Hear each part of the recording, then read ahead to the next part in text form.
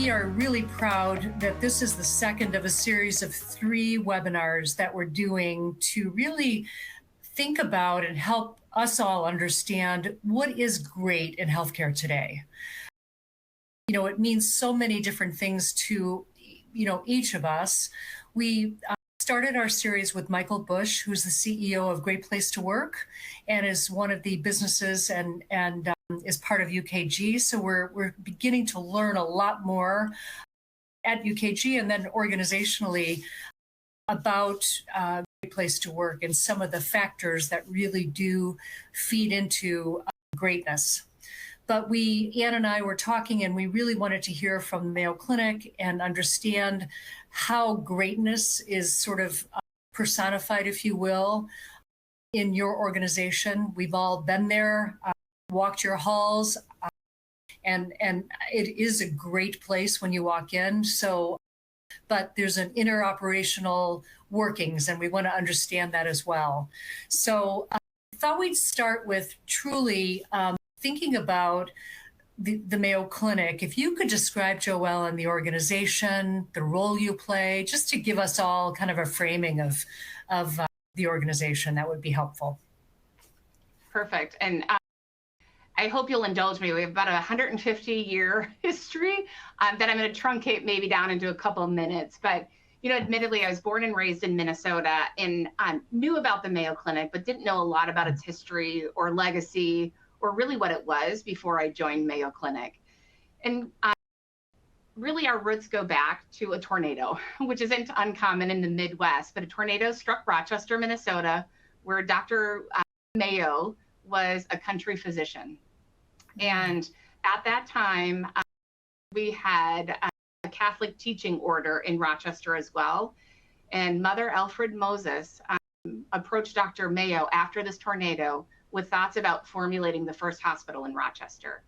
And it was through this unconventional partnership and kind of putting aside some of their religious gap and their religious differences coming together on behalf of mankind. And so, 4 years later, the sisters had raised enough money to build our very, very first hospital. And that was kind of the roots of where we are today. And throughout today, I hope to sprinkle in some of that legacy because it's so impactful in helping us today and through some of the challenging times. And where we are today is we're an organization of about 76,000 employees. We serve over 1.3 million patients from over 130 countries. Our logo really is important to us. I think everybody's is, but ours is really important because it represents who we are.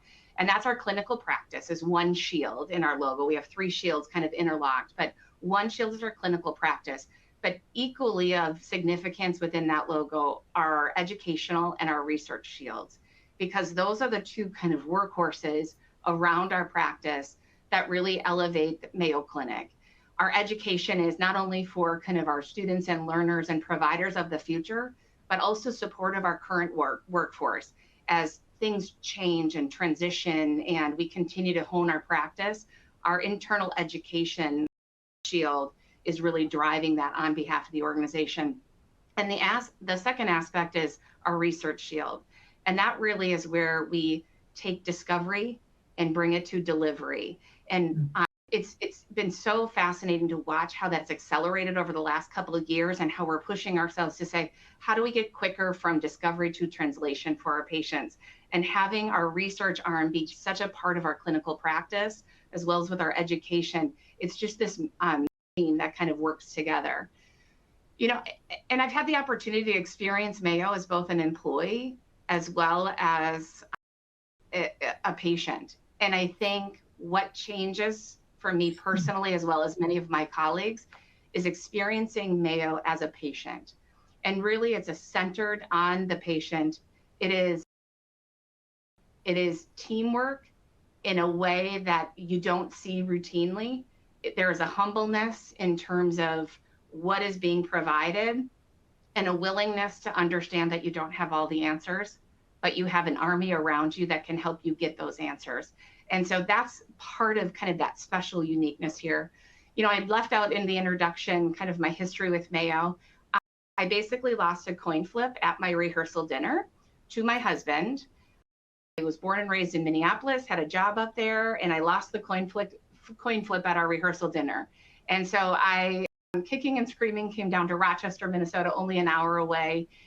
And I wasn't going to get a real job. I was going to just get a temp job because he was clearly going to see how unhappy I was living in Rochester, Minnesota, and let me move back up to the cities and he would follow me. 24 years later, I'm still at Mayo Clinic, but I was initially hired as a temporary secretary to the chief nursing officer at Mayo Clinic at the time. And I literally went in at Friday afternoon on a 4 o'clock. They hired me and had me start the next Monday. And what I learned from that CNO was really impactful, and that she recognized very, very quickly that I did not have the secretarial skill set in order to support her, but took the time to get to know me and understand that I had a recruitment background. And she asked me a really important question at the following Friday at 2 o'clock. Admittedly, she called me into her office and I called my husband and I said, should I just make a run for it? I don't think this week went all that great. He's like, no, you have to follow through. So I met with her and she was very clear in her feedback to me that I was not a great secretary, but she heard I had a recruitment background. And she asked me the question, and again, this was in 1999, did I think I could hire 900 nurses for Mayo Clinic in the coming year?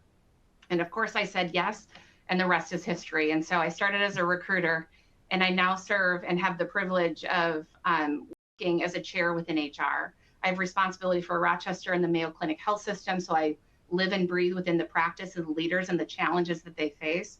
But I also have the opportunity to lead compensation, benefits, well-being, labor, payroll, and talent acquisition for Mayo Clinic Enterprise. And so I get not only the practical kind of day-to-day operations of HR, but also how that translates to our practice, which is so important, because great ideas fall flat unless you understand the challenges that our front lines are facing. So